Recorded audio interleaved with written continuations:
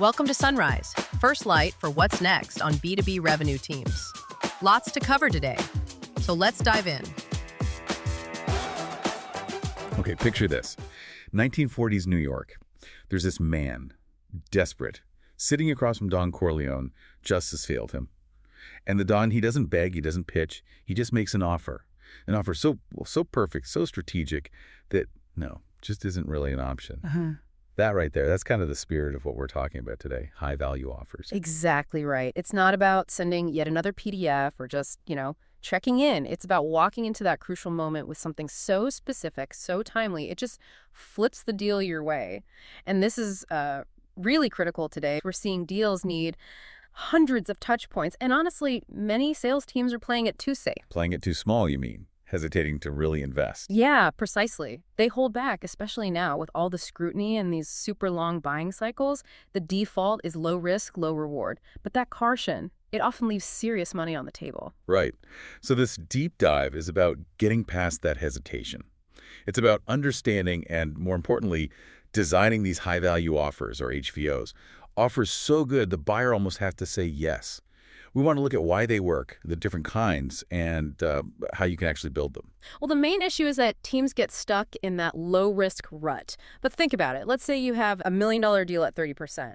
Are we really saying it's not worth spending, maybe $2,000, $3,000, $5,000 to lock that down? That reframes it completely. It's not an expense, it's an investment in winning. It absolutely is. And HVO shifts the whole energy of the deal. It builds real conviction. It shows you're serious. And, crucially, it gives the buyer the confidence they need to pull the trigger. Okay, so it's more than just the money. You mentioned confidence.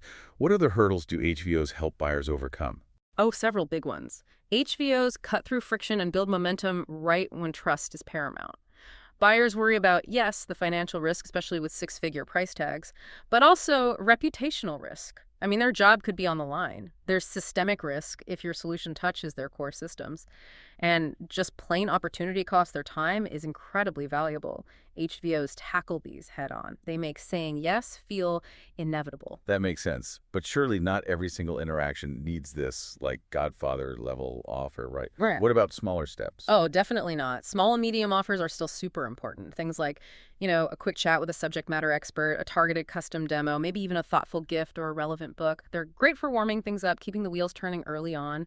But they usually don't build that deep strategic conviction needed for the really big, complex deals. That's where the big HVOs come in. Got it. So for those high-stakes moments, what are these HVOs? You mentioned 4 types. That's right. At JumpSeat, we see 4 main categories. First up, expertise offers. The goal here is to shift their perspective. You're saying, look, here's what the leaders are doing. Let's apply that thinking to your situation. Think like a tailored market trends report, or maybe a briefing deck specifically for their CFO to handle internal objections, or even a foresight session mapping their next couple of years. So you're bringing unique insight, not just product features. Okay, what's next? Next are experiential offers. This is about moving from telling to doing together. The message is, let's not just talk about it, let's start building it right now. Examples: a collaborative blueprinting workshop, maybe a joint innovation lab day, or a conviction workshop to get all their stakeholders aligned in one room. So it's about shared action, creating momentum and buy-in. I like that. Type 3. Type 3 is ethos offers. This leverages trust. Belief often comes easier from a peer or a respected figure than from a sales deck, right? So you might bring in your founder or maybe an industry leader they admire. That's credibility by association. Or even simpler, set up a quiet one-on-one call between them and a current customer who face the exact same challenge. A peer conversation. It changes their internal question from, should we risk this, to, wow, how did they make this work so well? That sounds incredibly powerful for overcoming skepticism. Sure. Okay, and the final type. Lastly, economic offers. This is where you bring the financial proof right to the forefront. You're proving the value before asking them to fully commit. Think things like profit sharing, gain share agreements where you split the upside, success-based pricing, no results, no fee, or maybe risk offset credits. It's not about discounting. It's about aligning your financial model with their success. Strategic alignment as pricing. 4 distinct approaches: expertise, experiential, ethos, economic. So how do you actually put one of these together effectively? Is there a process? Yeah, we use a pretty straightforward 4-step approach the JumpSeat way. First, set the strategy. Be crystal clear. What specific moment, what goal, who exactly are you trying to influence? Second, Choose the format. Match one of those 4 HVO types to the specific friction you're facing in that deal. Third, nail the value prop. Why should they show up? Make it specific, relevant, and frankly, exciting for them. And fourth, orchestrate the pursuit. Treat launching the offer like a mini campaign. Sequence it, involve multiple contacts, make it feel important. Strategy, format, value prop, orchestration. Makes sense. But these sound like they could take significant effort. How do teams do this without burning out? That's a really important point, effort versus impact.